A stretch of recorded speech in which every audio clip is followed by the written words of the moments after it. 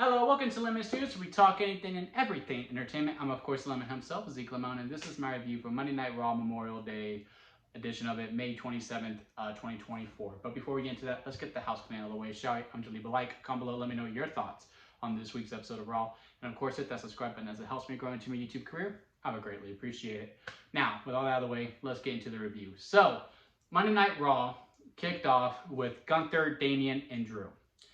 And I'm not going to be able to comment a lot on it because there was a really big storm in my area and the feed was cutting in and out, and I haven't been able to find anywhere that shows the whole segment. I did get some scenes of it, and I am able to comment on those, but not able to the full segment as a whole. Basically, the main thing that was the takeaway is that Gunther is like, I'm coming for the World Heavyweight title, and I'm going to make it mean something like I did with the IC title, because the champion right now cannot bring any prestige because he took a shortcut to get it. And that's when Damien said, whoa, bro, that's just how the business is these days. A lot of people win the title with Money in the Bank. That's just how it is. Do I need to show you how the business works? And then Gunther had a hell of a line going, well, I don't even want to show me business, but I can show you how this ring work is. In the gist of that, it was a good bar. I cannot say it as cool as Gunther. And then Drew came out and said, yo, but what about me? We have Clash at the Castle, and I'm going to win. And he basically told Damien, you're spreading yourself too thin, which becomes apparent throughout this show. And I think it's right, because I do think Drew's going to win. But I do think Damien gets it back before SummerSlam.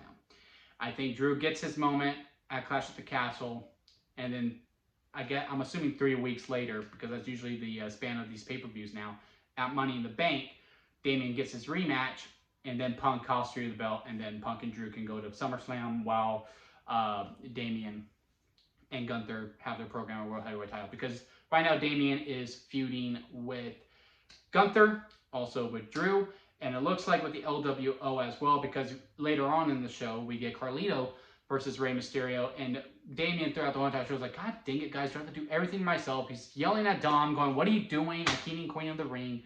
He's like, where is JD? And JD's running from Braun, because we also had that surprisingly fun opening match with Braun and JD McDonough. And then the chase throughout the whole entire show was actually very funny to me. I liked it quite a bit. The ending of it was maybe a little too much, but I still had a lot of fun with it. But we'll get to that later. But yeah, he's like, JD's running away from Braun. Is this something I have to take care of? So now he's also feuding with Braun, I guess. And then he attacks Rey Mysterio and Dragon Lee afterwards. And now it's Rey Mysterio versus Damien next week. But he also has Drew. And again, Gunther's on the horizon. Damien could be spreading himself too thin. But also, I mean, they're playing on Damien turning face. And it looks like Liv is not just coming for Dom. She's coming for the whole damn Judgment Day, because she was also talking to JD.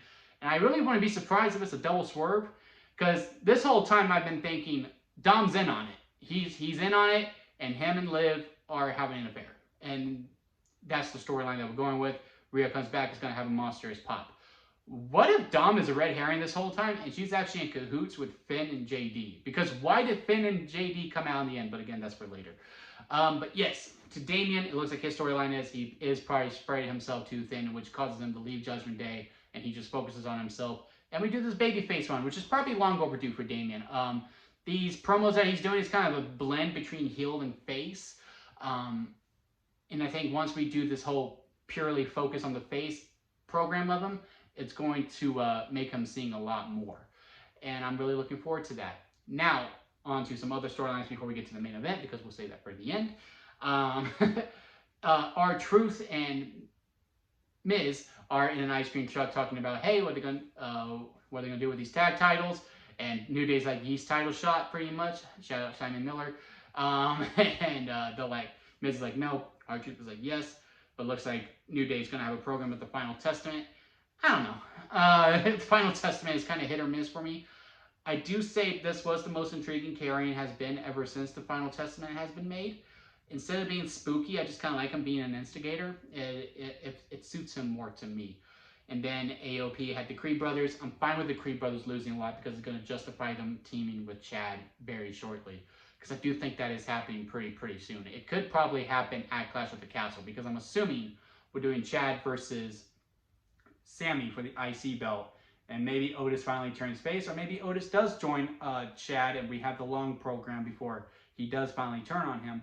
But I do think Chad gets a new academy, and it's going to be the Creed brothers and Ivy Nile being like, "We're tired of losing. We'll do whatever you want," and then they get the gold and they'll start winning. I do think that's the storyline for them. So yeah, they can keep losing until they join Chad. Then we had Shayna Baszler and Zoe Stark. I am glad that they are actually trying to implement story into the women's tag titles, especially with what they're doing with Sonya Deville. It's a very interesting dynamic that's going on over there. I don't know if they'll win. I highly doubt they will, which is kind of questionable to see how they go about the storyline. Maybe they keep Sonya Deville away from them, and then once they lose to Jade and Bianca, Shayna and Zoe go, "Okay, what do you got?" Because yes, we need to figure out and become a threat again, and then they can build them up again, and we can do this rematch later down the line. And maybe they can be the ones who take the belts off of them if they become a threatenable opponent once they do submit to Sonya Deville. Now that I say that, that is probably the direction that they're going, is that round one they won't have Sonya, and then they'll get her, and then she'll finally listen to Sonya, then they can finally build up. And that will be fine. I'm just glad we're getting some storylines within the tag division that is just not about the title. There's sure, this is within the title program, but there's other storylines being implemented as we go up. Same thing with Candice and Indy. I'm all for it. My dog just barking. He made me jump. Then we go on the Chad Gable storyline, where he is basically telling Otis, "You lost to Bronson Reed. Now you need to be punished." And he was going to take his belt off. I was like, "All right, Chad, we're getting kinky." And Candice says, "No, I'm not going to do that." And then she gets kicked out. And then great segment for the mid-card title for the IC belt. Really implementing story. I really do think that we're really going to get the actual round at Clash of the Castle, because Chad is right. He did beat Sammy, and he did not get pinned at King and Queen of the Ring. So yes, he could get one more shot at that belt. And this is when finally the Creed brothers either join or Otis does finally turn heel, and they do get a new academy before Otis finally does break free. But I really, really did like that segment, and I am very curious to see where it goes from here. And Chad is doing an amazing job with this character, man. If they do the one-on-one, he has to win. If he doesn't, then he has to win Money in the Bank. He's actually my dark horse to win Money in the Bank if he doesn't win the belt at Clash at the Castle, or whenever he does get his rematch. He has done such great work with the character, and we just need to justify it with a big win, whether that be the IC title or Money in the Bank. Then we move on to the main event segment, which could possibly be Becky Lynch's final match. This is my dog crashed, guys. I just want cuddles. And it was in a steel cage, going for the belt against Liv Morgan, because Dom interfered at King and Queen of the Ring. They're like, "You know what? We want no outside distractions. So we're going to make this a steel cage." And they had a fun match. It was a really good match. They just overthought the ending a little bit. But I cannot lie and say I wasn't, fully invested in it, because of course Dom was going to show up and mess it up again. Of course he was.